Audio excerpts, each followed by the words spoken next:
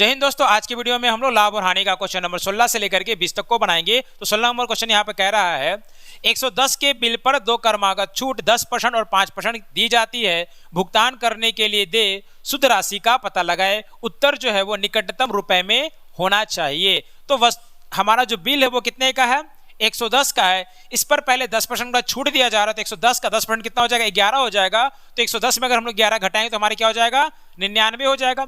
अब इस 99 पर हम लोग कितना छूट दिया जा रहा है, 5% का छूट दिया जा रहा है। तो 99 का 5% अगर हम लोग निकालते हैं तो 9 पच्चे 45 का 5 बचा 4, 9 पच्चे 45 और 4 हमारा हो गया 49, यानी कि 4.95 हो गया। यानी कि हम कह सकते हैं अप्रोक्सीमेटली कितना हो जाएगा, 5 हो जाएगा। तो 99 में से अगर हम लोग 5 घटाएंगे तो हमारा आंसर क्या निकल कर आएगा, 94 निकल कर आएगा, जो ऑप्शन नंबर ए में दिया हुआ है।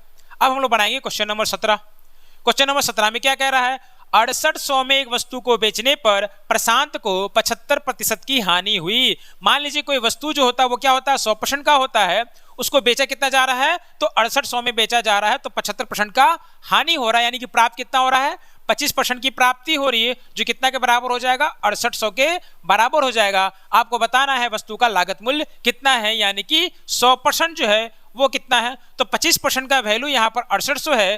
तो अगर हमको 100% का वैल्यू निकालना है तो 25 को क्या करना होगा, 4 से गुना करना होगा। तो यहाँ भी क्या करेंगे हम लोग, 4 से गुना करेंगे। तो ये 00 और 4 8 32 का 2। हम देख रहे हैं question number option number A का लास्ट में 200 दिया हुआ है, इसलिए हमारा आंसर ऑप्शन नंबर ए ही हो जाएगा। आप अगर चाहें तो इसको पूरा मल्टीप्लाई करके लिख सकते हैं। 8 चौके 32 का 2 बचा 3, 6 चौक 24, 24 और 3 यहाँ पर कितना आ जाएगा, 27 हो जाएगा, 27,200।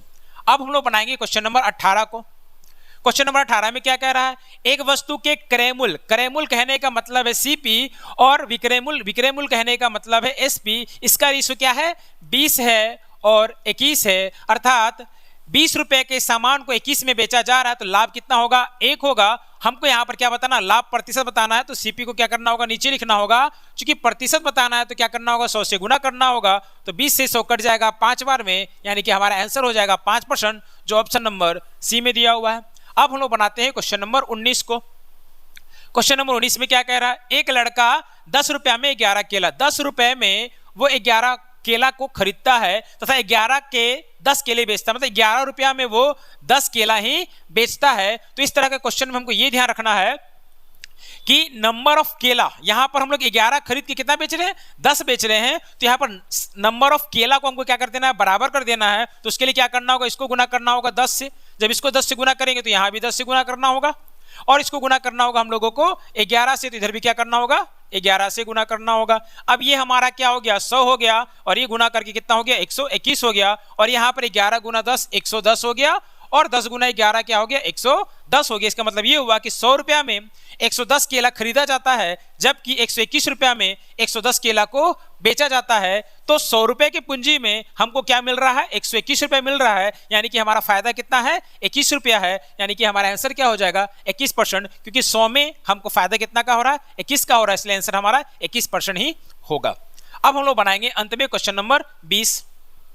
क्वेश्चन नंबर 20 में क्या कह रहा है, एक दुकानदार ने एक वस्तु को 2 नग इकाई समान मूल्य पर खरीदी। एक इकाई को उसने 30% लाभ पर बेचा। दूसरी इकाई को बेचने पर उसे पहली इकाई को बेचने पर प्राप्त लाभ के 1/3 के बराबर हानि हुई। तो समग्र लाभ कितना है। अब ध्यान दीजिए, 2 नग खरीद रहा है, यानी कि 2 को वस्तु खरीद रहा है। एक वस्तु को 30% के प्रॉफिट पर बेच रहा है, जबकि दूसरे को पहले इकाई को बेचने पर जो लाभ हो रहा है उसके 1/3 के बराबर हानि पर बेच रहा है। तो पहला वस्तु को बेचने पर 30% का लाभ हो रहा है, तो दूसरा वस्तु को बेचने में 10% का क्या होगा, हानि होगा। यानी कि मान लेते हैं कि दोनों वस्तु का कीमत कितना है, 100 रुपया है। तो एक को बेचेगा 130 में, तो एक को बेचेगा कितना में, 90 में। इन दोनों को अगर हम लोग जोड़ देते हैं तो 9 3 12, हमारा कितना हो जाएगा, 220 हो जाएगा। और हमारा जो कॉस्ट लगा वो कितना लगा, 100 + 100 200 लगा। यानी कि 200 रुपए के सामान को वो टोटल कितना बेच रहा है, 220 में बेच रहा है। यानी कि फायदा कितने का हुआ, 20 का फायदा हुआ। कितने में, तो 200 में। परसेंटेज निकालना है तो 100 से क्या करना होगा, गुना करना होगा। तो हमारे ये 2 जीरो से ये जीरो का कटा, और 20 कट जाएगा 2 से 10 बार में, तो हमारा आंसर हो जाएगा 10%, जो ऑप्शन नंबर ए में दिया हुआ है। आज की वीडियो में इतना ही। नेक्स्ट वीडियो में मैं आप लोगों को क्वेश्चन नंबर 21 से लेकर के 25 तक का सॉल्यूशन बताऊंगा। तब तक के लिए धन्यवाद।